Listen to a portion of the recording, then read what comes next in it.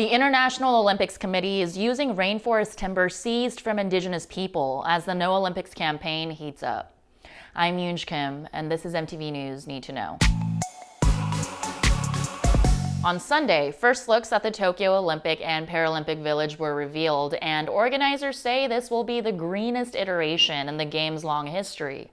The main venues were built on a man-made island constructed from recycled materials, and the athletes will be sleeping on recyclable beds and mattresses. But environmental groups like Rainforest Action Network want the world to know that the massive amount of plywood used to build the village's structures was provided by Corindo, a logging and palm oil conglomerate that has destroyed over 140,000 acres of rainforest since 2001 and has been accused of illegal burns.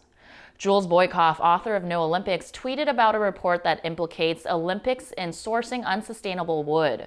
Reliance on forest behemoth Corindo has led to illegal logging, human rights abuses, and species endangerment. According to Greenpeace, Corindo owns the largest palm oil farms in Papua, Indonesia, contributing to deforestation in a country with one of the highest rates in the world. And in 2016, companies like Samsung stopped working with Corindo after it was exposed for deforestation and human rights violations. But the Olympics has continued to do business with Corindo despite the Olympic Committee's sustainability pledge's environmental standards. The plywood for the Olympic stadiums came from lands ripped from Indigenous tribes under legally questionable circumstances, according to environmental journalism nonprofit Manga Bay. And local resistance was met with heavy policing. So why is this blatant hypocrisy able to continue? And why haven't the countless petitions to cancel the Olympics been addressed by the IOC? The bottom line is the IOC has the power to do whatever it wants because host cities hand over all the decision-making power in their contracts.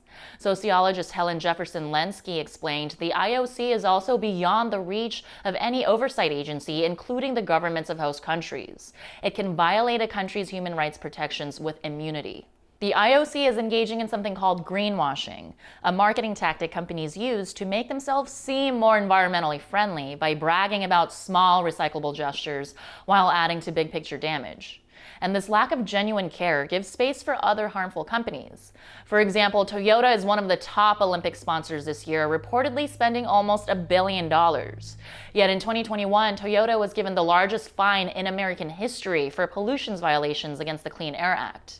Other corporate sponsors include Coca-Cola, McDonald's, and Dow Chemical, world leaders in sugary drinks, unsustainable food practices, and plastics. No amount of cardboard beds can balance that out.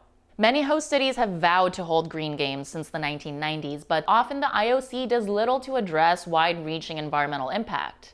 As sports author Robin Kitlinski wrote in Japanese Focus, many creative suggestions that would considerably reduce the carbon footprint and the broader environmental impact of the Olympics, such as holding the event in a small number of rotating host cities, seem to go unheard by the IOC.